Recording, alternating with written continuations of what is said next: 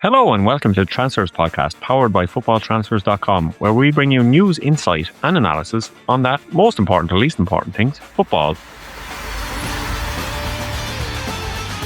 I am Ronan Murphy and I'm delighted to be joined this week by Paul Macdonald and Robin Bairner. Welcome to the show, guys. Welcome back to the show, guys. Lovely to be here, mate. Hey, Ronan. Good. And obviously the transfer window has just slammed shut in most of the major leagues. I know it's still going on in Switzerland and other places for another while, so there's still movers and shakers happening, but most of the major activity happens in the big five leagues and the transfer window there is closed. So we've seen some transfers, but just 8 transfers over 30 million from 30 million euro from the big five leagues, or involving teams in the big five leagues or worldwide even. But yeah, this has not been the most busy transfer window for spending, Paul, has it? It hasn't. I mean, the Premier League with the Jurgen Strand Larsen deal to Palace in the last minutes of the window did touch on where they reached last year. So the January spend 2025 was 421 million, of which I might add was 190 million of that was Man City on their own.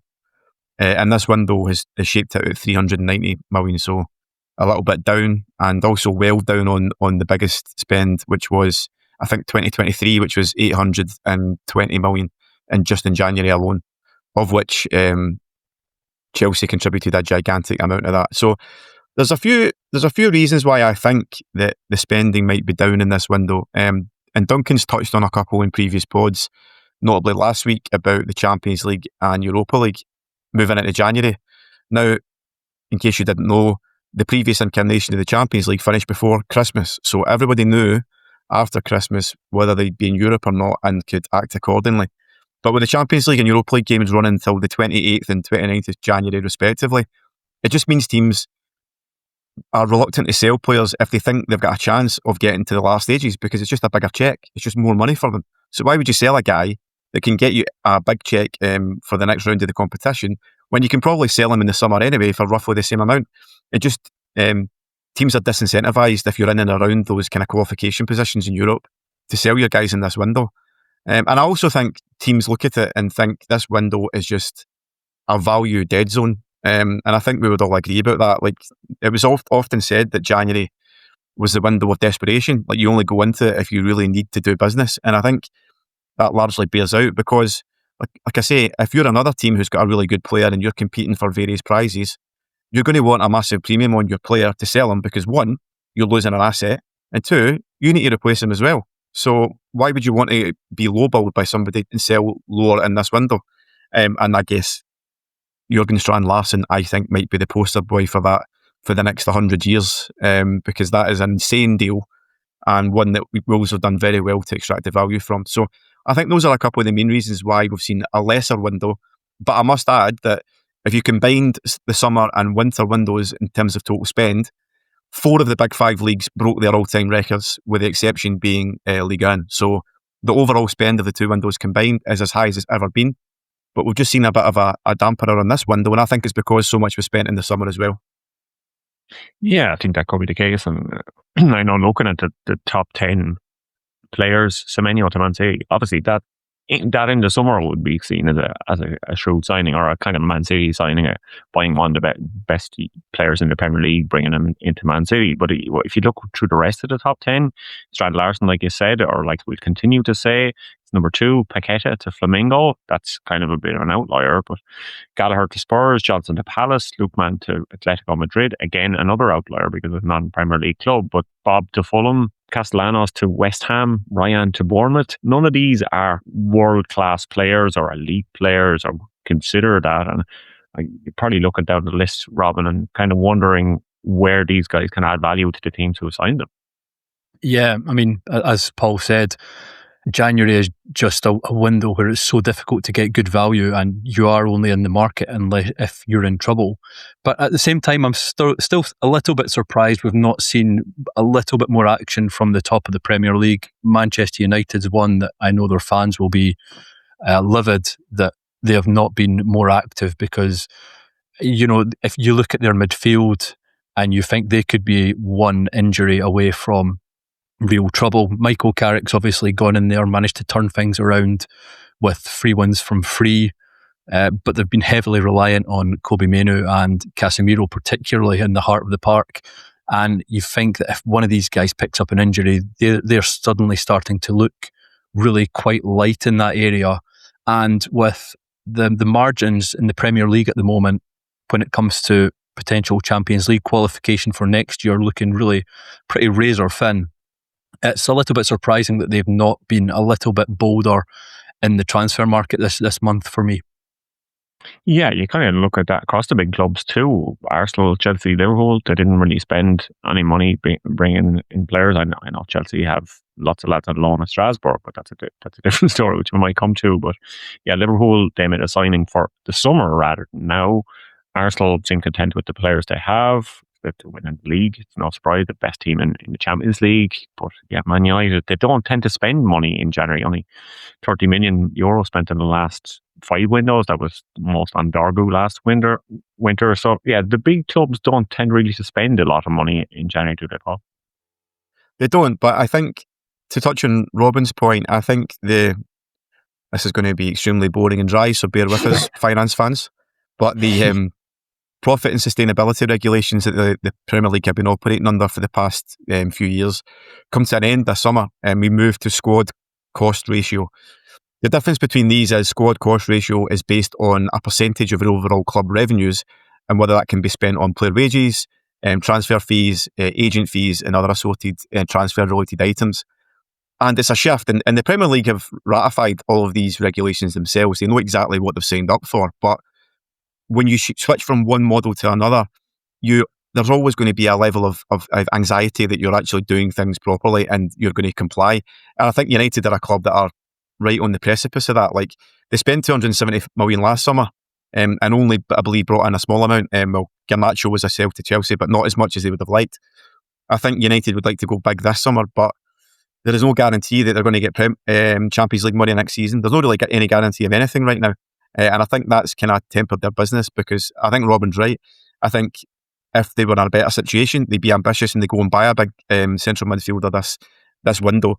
But I think because they just don't know where they're going to be from a financial standpoint by the summer, that they've just kept their powder dry and said, we would be better off going into the summer in a strong, adequate financial position rather than risking doing something now, which means we might not be able to capitalise on our situation when we get to the summer. So I think that's one of the things that's been in the back of clubs' minds, that they want to make sure they comply with this so that they are, from the very beginning, not risking any penalties.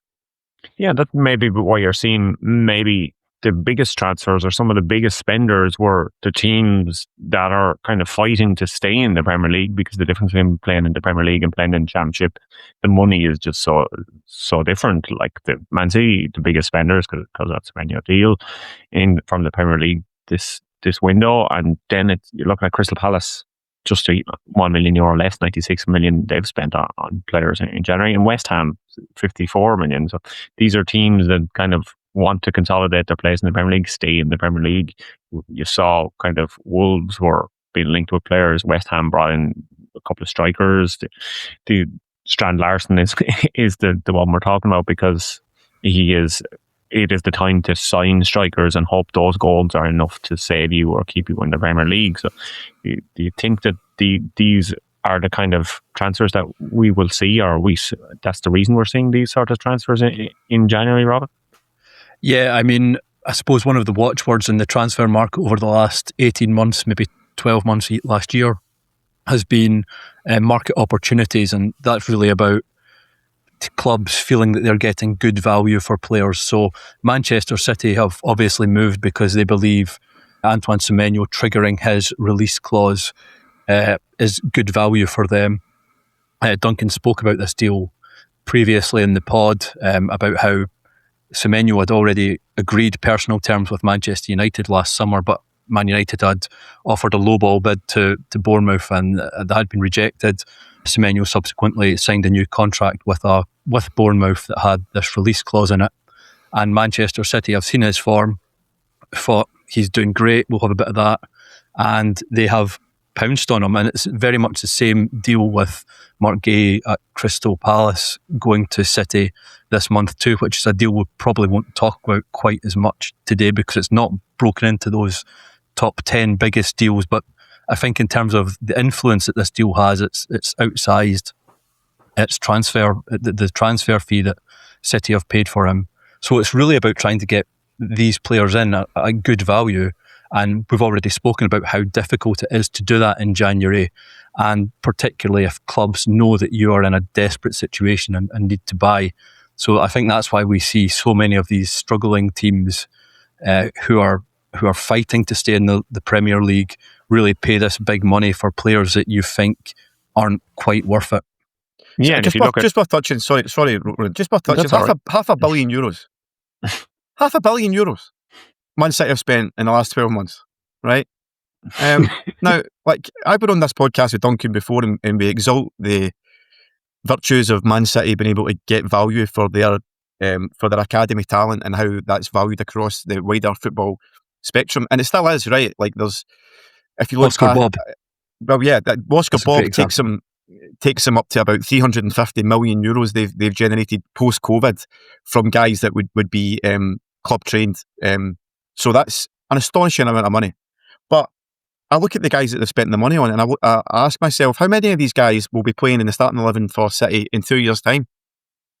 And I don't know how many of them will be. I mean, last summer, Nico Gonzalez aside, was pretty much last January, not summer, was a bust. They spent 180 million, and some of them, well, Kushinov is only thrown as a bomb squad emergency centre back. Riais, the Brazilian, isn't anywhere to be seen. He's out on loan. I just think that it's very unlike City and very knee-jerk to spend this amount of money on such a broad spectrum of players. It's not like they're going out, what they did before that, and spend 90 million on Gvardiol to fill a very important gap, or 100 million in Grealish just because they could, or whatever the fee for Haaland will be by the end of it, £1 billion trillion, or whatever his second bank account in Abu Dhabi's paying him. But these are deals that are box office, right? Absolutely, they want to put bums on seats, and they elevate the role of Man City as a preeminent team in the game. And then I look at Man City versus Galatasaray in the Champions League. They can't sell it out. I'm getting alerts for every single City Fulham game now. City home game, City Fulham's the next one. Come to the stadium, please come and watch, because nobody wants to watch this functional team of £500 million players. That's weird. Like, I can't think of any other time in history of football where a team has spent that much money and you look at it and go, what have they got to show for it? And what out of that collective would I actually sit down and watch? Semenyo was probably the main one. Cherky? Cherky, yes, but like, probably Cherky, yes, you're right. But he was probably the cheapest out of all of them. Yeah. That's the crazy thing. Yeah. You're talking about market opportunities, and Cherky's a perfect example. Cherky was a great example. Leon needed to sell, and they've picked him out as a player to sign. He's obviously a very exciting player, the type of player who will get bums on seats. He will, yeah, I agree. And so, like, I think that Guardiola's not got his claws into him yet, because we all feared that he would turn him into a Grealish or whatever and have him passing the ball backwards. But he's actually been really fun to watch. But again, is the fact that Cherky's been fun to watch at the expense of City's form, who have got 1 win in 6, I think now, and probably won't win the league, might not win the Champions League, or might not get close to winning the Champions League, and they're 500 million euros in the hole afterwards. It's very curious window. That's the debt of aesthetics conversation, which is a different one that I've seen emerging. That is good-looking football more important, or attacking football versus results? And it goes around, and yeah, there was a comment from Arne Slot in his press conference this morning, actually, Tuesday morning, that he was kind of complaining that the Premier League teams in the Premier League set up with a low block, and is this really what the Premier League needs to advertise these days? It's not going to put bums on seats, essentially, is what he's saying. He's also complaining because he's not getting the results himself. But yeah, the managers, they have this idea that maybe attacking football is the way to go, but it's sometimes functional football is the way to go, and you kind of wonder what Man City are doing there. It seems to be a bit of nothing at the moment. Yeah, we had a lot of comments in relation to Duncan saying that they've been the worst spenders, worse than Liverpool because of that $500 million. And yeah, I think we might get more now, Paul, after your equally annoyed rant about Man City. I would much rather watch Hugo Ekitike running at a defender than anybody apart from Cherky in that City team. Any of them. He's aesthetically a fantastic player to watch. Hasn't delivered the goods yet, but I don't think there's any doubt that he will. And we look at Wirtz, and he's actually starting to turn into the player that Liverpool thought they signed. And I think in relation to Wirtz, going a bit off topic here, but I don't think he was physically ready to play Premier League football when it's taken him 6 months to get to the point where, in this particular Premier League in 2026, you need to have a six-pack and lift weights and stuff like that, as well as be able to dribble the ball and pass the ball. And I think Wirtz was nowhere near that level of physicality. And I think now that he's had 6 months in the gym, we're beginning to see a different type of player. And that's just the physical demands that the Premier League puts on players now, for better or worse. It's just something that you have to have in the locker, as well as actual ability on the ball. And that's why we're all talking about the Premier League rather than playing in the Premier League at the moment. Very true. Yeah. So at the other end of the table, then you saw Burnley spend nothing. They're obviously resigned to staying in it, to go down Championship. And then Wolves, they've made the most Championship signing you've ever seen. 8 million they spent on Adam Armstrong. He'll be good in the Championship next season, but this season not so much. But yeah, it's kind of if you're on the edge of staying in the Premier League, you want to spend money. If you're trying to get into the Champions League, you want to spend money. But if you know you're going to be in the Championship next season, why bother? And Wolves pulled off the best bit of business in the transfer window, I suppose, selling Strand Larsen, who we will continue to talk about.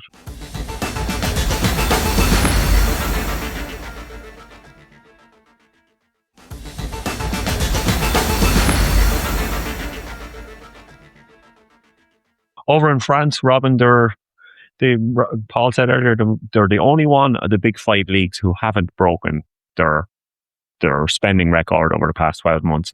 Is there a particular reason for that? I mean, French teams continue to be haunted by this television deal that they made several years ago with a company that subsequently refused to pay them. They were offered a giant amount of money for their product, and at the same time managed to spurn the companies, Canal Plus, for example, that had traditionally backed them, and effectively they burnt their bridges with these companies, and then had to make up their own television station because nobody simply wanted to buy Ligue 1 football, even domestically, at the price that the French league were willing to sell it. So this has caused a massive amount of uncertainty in terms of the amount of income that can be generated by television for French teams, and the knock-on effect has been, pretty huge, particularly for some of the smaller teams. Equally, there's been opportunities. I think Blueco, for example, have seen Strasbourg as a particular opportunity because of this. They kind of upgraded their targets for Strasbourg last season. I think initially they had come into the league and really wanted to establish themselves in the league before really pushing on towards European football. But because of the financial crisis that hit French football at that time, they immediately decided that they wanted European football and managed to get it last season in the form of Conference League football. And this time around, it seems like they want to push on and Europa League, Champions League, although there are potential implications for Chelsea if Strasbourg qualify for that. And another team that's also looking to take advantage of this is Paris FC, who are a new coming team into Ligue 1. They've been bought over by France's richest family, and also Red Bull, who Jurgen Klopp is involved with. And they've made several interesting signings, perhaps the most interesting being Ciro Immobile from Bologna. So, I mean, that's a really sort of left field signing, but they were also the team that spent the biggest fee in Ligue 1 over the January window, signing Rudy Matondo from Auxerre for 15 million euros. So Paris FC are a team to keep an eye on in the future, because they want to challenge PSG's dominance of the Paris market. And given how strong and how big Paris is as a city, it'll be interesting to see how much they can push on and really do that. But they're growing from an exceptionally small base. So it's complicated, but these are two outliers, really. French football's in a lot of trouble financially, and it's all stemming back to this television rights crisis. Yeah, I suppose Paris has a huge natural audience for football, and PSG will take a certain amount of that. But because it's so big, there should be scope for a second team. And we saw kind of Hertha Berlin try it to be the biggest team in Germany, to be the biggest team in Berlin as their capital city, but that kind of, because their investor, John Texter, remember him? Yes. And some other investors, 777 and all this sort of stuff, because they had the wrong investors, it didn't work out. But from the sound of things, that Paris FC seems to be heading in the right direction, and they are the team that spent money this month. But yeah, similarly, the Bundesliga didn't spend much money at all. 101 million for Ligue 1, 98 million that was spent in January in the Bundesliga. And the top spenders, Wolfsburg and Augsburg, which isn't really isn't really expected, I suppose. You would imagine teams like Leverkusen or Borussia Dortmund or Leipzig or whoever would be at the top of the league, top of the kind of ladder of spending, but those clubs looked elsewhere or didn't sign. And then you had the second biggest signing in the Bundesliga was 4.5 million, so not a lot of money was spent at all. And look to the Saudi Pro League spent 93 million and the Championship spent 55 million. So I think the Premier League is far and away the biggest spender in this month, Paul. Yeah, I mean, I don't have the exact numbers to hand for the January window, but in the summer, the Premier League net spend was minus 1.3 billion, whereas the other big four made a 360 million profit. So that tells you everything about where the net spend is going. The money is facilitated out of the Premier League into the other leagues. And if they don't spend, or if Saudi doesn't spend, nobody spends. And if you look at last January as well, we touched on this in the pod in January last year. Kvaratskhelia went to Paris Saint-Germain for 70 million. And then obviously City spent 180 million in the same window. And all the other deals that orbited those two particular transfers only happened because of the injection of money from Abu Dhabi and Qatar. Otherwise, they would have nothing would have happened in January last year. So you can tell that the ecosystem for a lot of these other leagues is entirely based around about how much the Premier League and indeed Qatar and the case of PSG spend. And I think, to touch on where we might go in the summer, Duncan has been banging the drum about this for a few weeks now, that Saudi are going to go massive this summer and spend significantly, not only on current talent, but also on emerging talent. And we saw the fruition of that in the Mete deal for the 18-year-old that Man United were linked with and were scouting. And Al Hilal just came and completely blew them out of the water with a 26 million bid.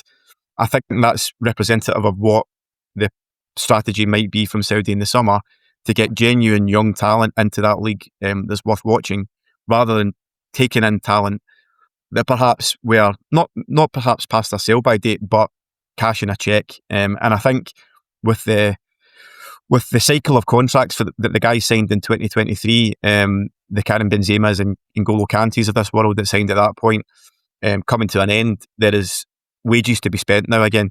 And I would imagine that the entire ecosystem for transfers in Europe will be built around what Saudis come and spend and what the Premier League spends in these leagues.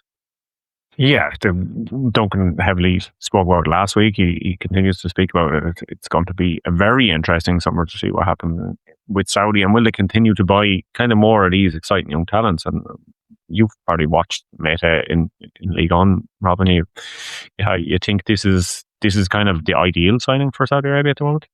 It's certainly an interesting signing, because Mete is not necessarily a player like Cherki, who we spoke about earlier, that you're going to be going to the stadium to watch. He's a burly centre forward who's a sort of typical target man.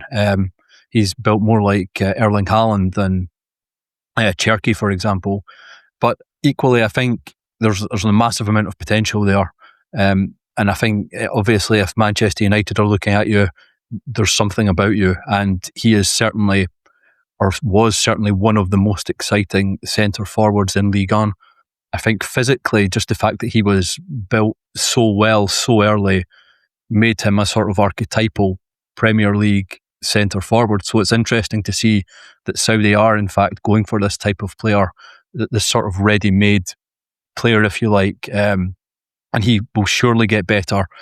Although you have to wonder what it's going to do for his career in terms of his career development, going to Saudi, where maybe the standard isn't quite as high, and maybe the defending in particular is a bit weaker.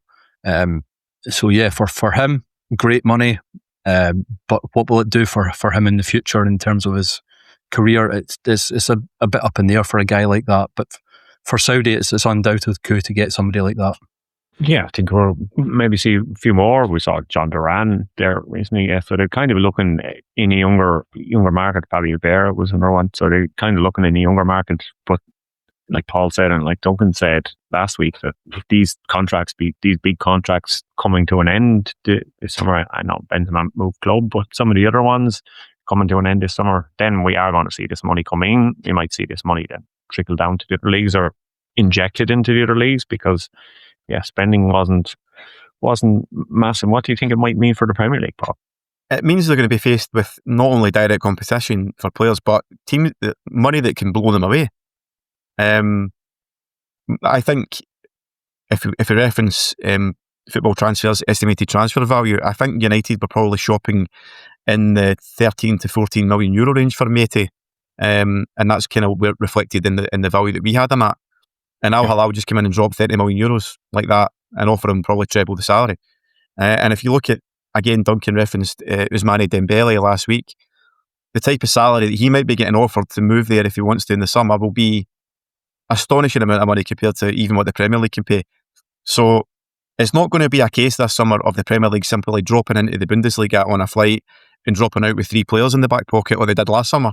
It will be legitimate challenging from the Pro League for guys not only at the top end of the tree, but also guys we've probably not really heard of, or guys that have got a minimal amount of minutes but have massive upside and massive potential. And the Premier League haven't really experienced anything like that for quite a long time. I mean, in fact, the only really time I could think about it is when Barcelona and Real Madrid used to come and take all of the talent in the mid-2010s, when Barcelona used to come and raid the Premier League pretty regularly. And the Premier League was pissed off about that then. But this is a whole other ball game because it's not just 2 teams. There are 4 or 5 in the Pro League that have legitimate ability to go and spend 40, 50, 60 million at the drop of a hat. And it might be a bit of a rude wake-up call for the Premier League to actually face that type of financial challenge that the rest of Europe accuses the Premier League of. And now they're going to be looking upwards rather than downwards. It'll be an interesting development. Yeah, so the plane trackers will be out in force in the summer, watching the flights fly into Riyadh instead of Frankfurt to Riyadh direct instead of to London. I think it's also worth noting on Saudi, Ronan, that they're kind of backtracking on some of the other sport investments. I mean, the Live Golf thing by this point it's not a bust yet, but you feel as if there are 1 or 2 defections back to the PGA Tour away from just wrapping up the full thing. There are investments they've made in other sports that they're kind of pulling back on. But their commitment to football remains solid, mainly because they have the 2034 World Cup on the horizon and they're actively building towards that in a similar way. Not exactly similar to Qatar, but in a similar way in terms of investing huge amounts of money in the infrastructure there. And they believe that bringing in the best talent from Europe can help their homegrown players build the Saudi national team up to a level where they can actually compete at a far better level than Qatar did at the 2034 World Cup. So that's the target, and that's still 8 years away yet, and that's a lot of money to be spent in order to get the level of the league to a point where the developing Saudi players can reach a standard that they have a good enough national team to quarterfinals, semi-finals. I don't know what the target is, but that's obviously the agenda, and they've looked at it a long-term game. So whilst they're kind of disinvesting in other areas, they remain committed to football more than ever, and I think that's why this is arguably a bigger summer than the 2023 splurge, because a lot of those guys they picked up were coming to the end of their careers, and we're not quite surplus to requirements yet for Premier League clubs or even European clubs, but they weren't quite far off it. I think they've done most of what they wanted to do in European football. I don't think that's going to be the case this summer. I think there's going to be a lot more guys going there with their careers peak still to come, rather than have it been already behind them. So that will be an interesting development too. Yeah, they've already picked up some of the kind of young coaches, or trying to bring in coaches looking to that kind of 2034 World Cup.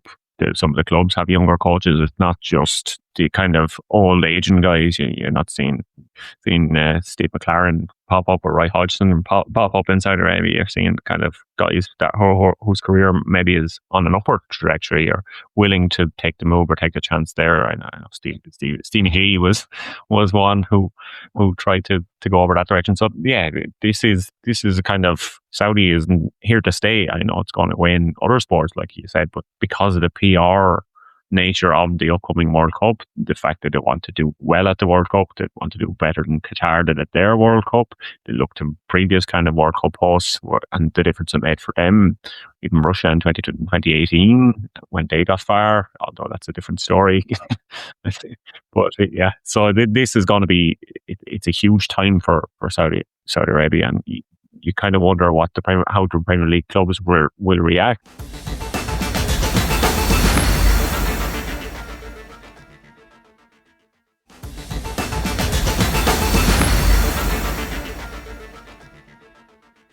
Some of the Premier League clubs are obviously, they have their own different plans, and one of those is Chelsea. I mentioned it earlier.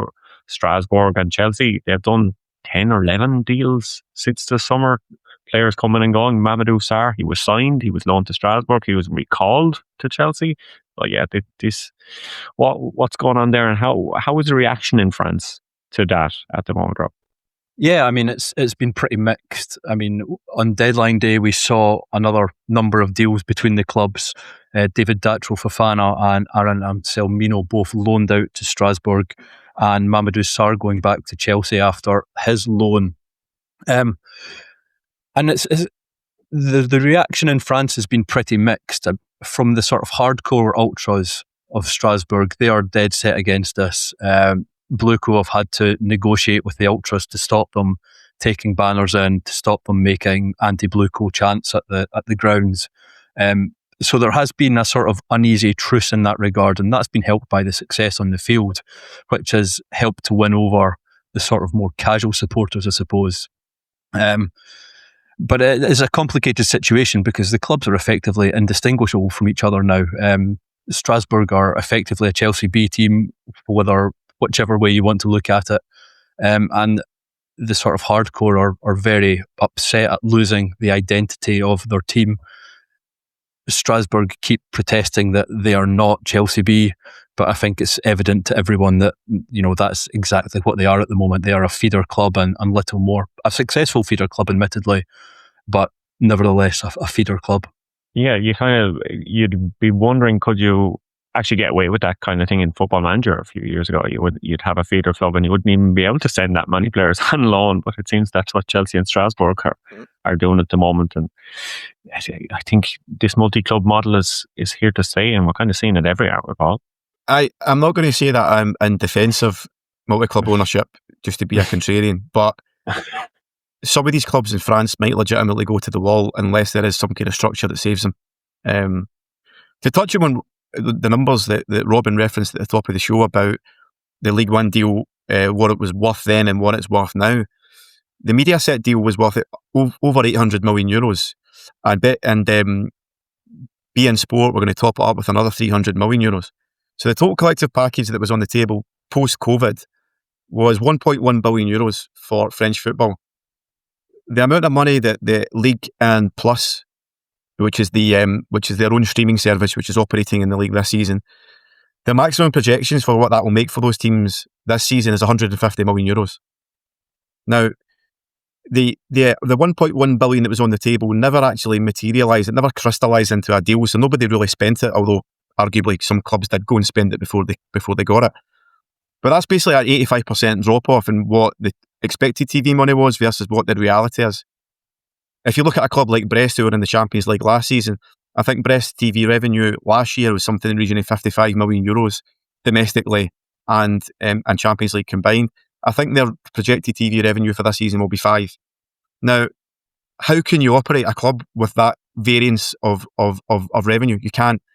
And I'm not suggesting that these clubs don't have a rich history, right? Growing up in the 90s, Strasbourg were a good team. They had excellent players and were a competitive side in France. They have a rich history. And it's a real shame to watch these clubs be swallowed up by MCOs. But the alternative is they might not be here. And we've got the same situation with Bill Foley, who's operating at Bournemouth and also at Lorient.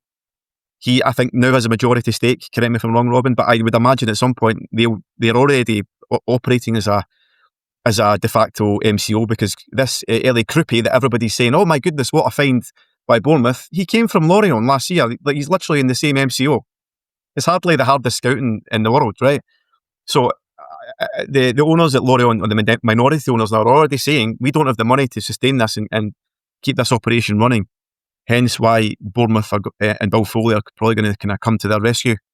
So I think from that perspective, we've got a situation where MCOs are a nasty, grubby thing, but the financial reality for some of these teams is the chasm and gap is so wide that without some kind of broader support, they just might disappear into irrelevance. And is that a better alternative than actually having a functioning club? I don't know. It's hard to say. Well, it's interesting because Strasbourg already went bust once, sort of 10, 15 years ago, and they've had to kind of climb back up. And now they've got to the top again, or the top of French football. They've been swallowed up by Bluco. So it's difficult because the ultras were quite happy to see the club get built up, and were quite happy with where they were. But I suppose it's really the sort of broader fan base, as opposed to just 1,000, 2,000 real hardcore fans. It's how you attract the other sort of 10, 12,000 through the gates every week, and what keeps them happy too. Yeah, that's the story of football kind of, everywhere is capitalism, football, and it's always what's discussed in Germany, and RB Leipzig that I mentioned earlier. They're seen as kind of the big evil empire because they came and bought their way to success. But like it's hard for clubs to keep up. If you're a team that is kind of going to turn down this money, are you going to exist in 5 or 10 years? Especially with the way football is going, the money, the discrepancy in football everywhere. And I think clubs, a lot of these smaller clubs are going to end up being selling clubs. But if they're not able to develop their academy players or spend money in the academy because they don't have money, who can they develop? So it's kind of a really catch-22 situation, and it's not one that we're going to solve on this program. It's not one that people coming through the turnstiles are going to solve, going to watch their favourite team every week. But so I think we've gone a bit off track from transfers there.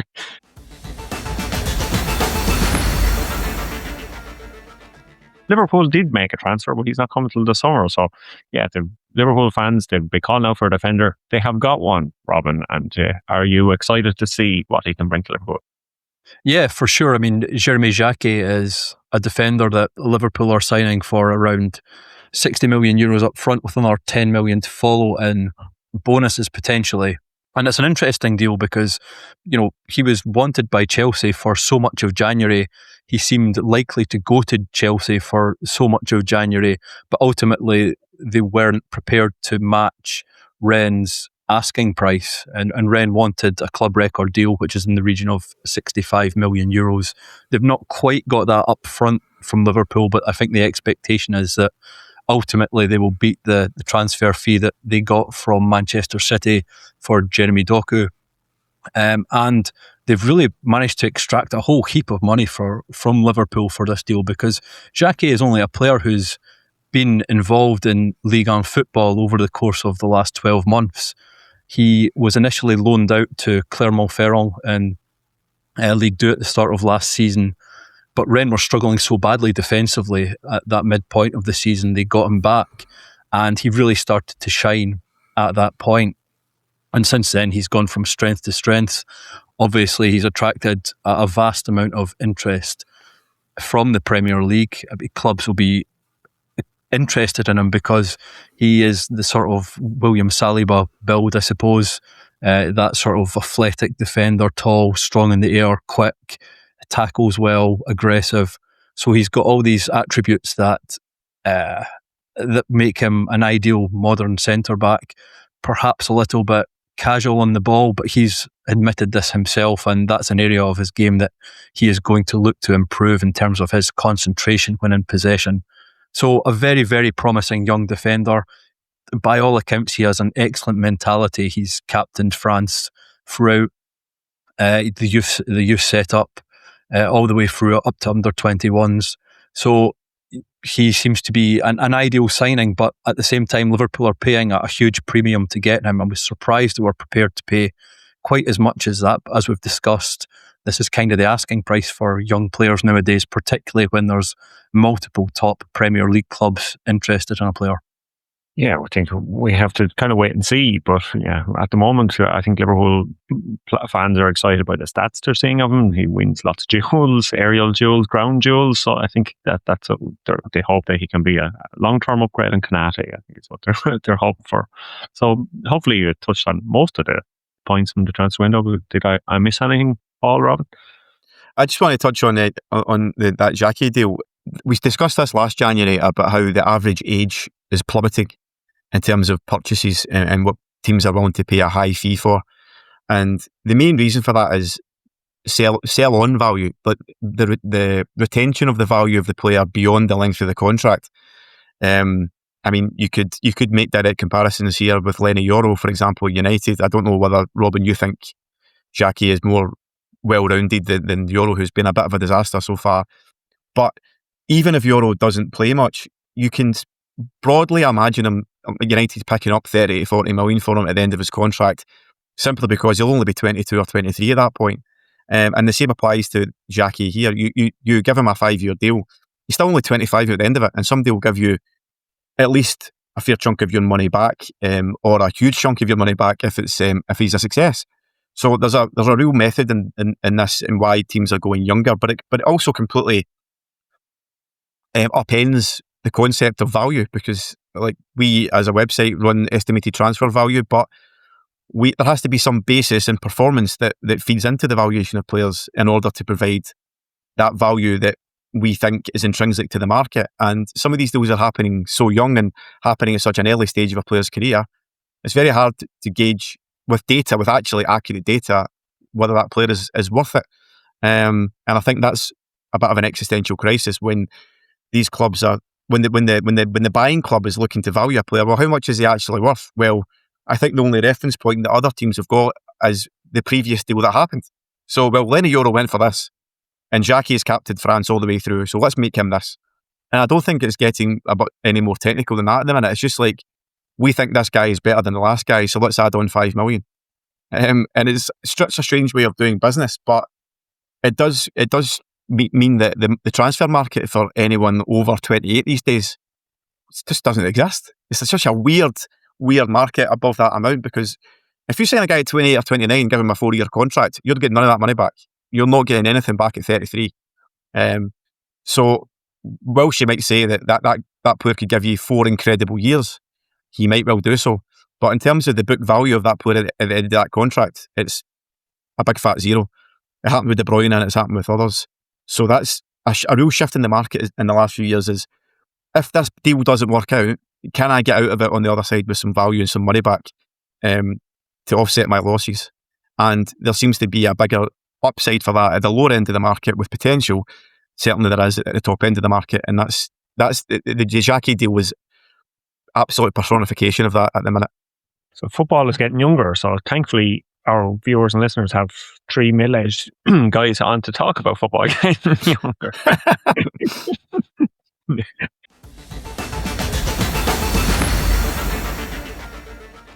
Usually end the show with hero and villain of the week. Does anyone have a hero they want to throw out this week? Does anyone have something? Yeah, I'll throw out the Racing Club Lens media team for their outstanding announcement video of Alain Saint-Maximin, which was a Roadrunner and Wile E. Coyote skit. So if you've not seen that, definitely go and check it out. It's well worth it. It relates to Lens because it involves a coal mine and stuff. So it was outstanding.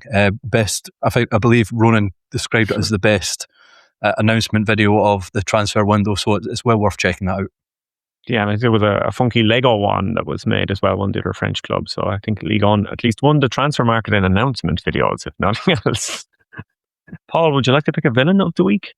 I was going to pick a hero as well, actually. We're only having heroes this week. Only heroes in the transfer window. The hero of the week is Gerson's agent. Now, you might not know who Gerson is, but his agent certainly knows, because the midfielder has went through 120 million euros of transfers in the last 9 years, and you probably haven't even seen him play once. He went from Fluminense to Roma in 2016 for 18 million euros. Then he went from Roma to Flamengo for 13 million euros in 2019. Then he went from Flamengo to Marseille for 21 million in 2021. Then went back to Flamengo for 15 million in 2023. Then in 25 went from Flamengo to Zenit just this summer for 25 million. And now Cruzeiro have given Zenit not only their money back, but a couple of million more, going back to Brazil for 27 million in this window, equaling 120 million of transfer fees in the last 10 years for a guy that I wouldn't even be able to pick out if he walked in front of me across the street. So fair play to Gerson's agent for picking up a lovely 10% commission on every one of those deals, and fair play to these teams for continuing to sign him. It's almost like the girlfriend that thinks they can tie down the troublesome man. These clubs think they can get something out of this guy, and as of yet, they've all been proven wrong. So fair play to Gerson's agent for managing to get these deals done. If we're struggling to have a villain, can I throw out Cristiano Ronaldo for throwing a strop? Always. Please do. Since Al Hilal are signing, or have signed, Karim Benzema, Ronaldo allegedly didn't play for Al Nassr earlier this week after being, presumably, choosing to sit out because he believes that his Al Nassr team are not being treated the same as the other top Saudi teams. So this is a guy getting paid hundreds of thousands a week, throwing a strop because he can't win a trophy in Saudi. So I think he's won one trophy since he went there 3 years ago, and he doesn't like the fact that the odds are apparently getting stacked against him by Al Hilal being given Benzema. So I'm throwing Cristiano Ronaldo out there as the villain of the week for that behaviour. Will no one speak up for the downtrodden Cristiano Ronaldo? Piers Morgan will. For him? Piers Morgan will. Sending thoughts and prayers.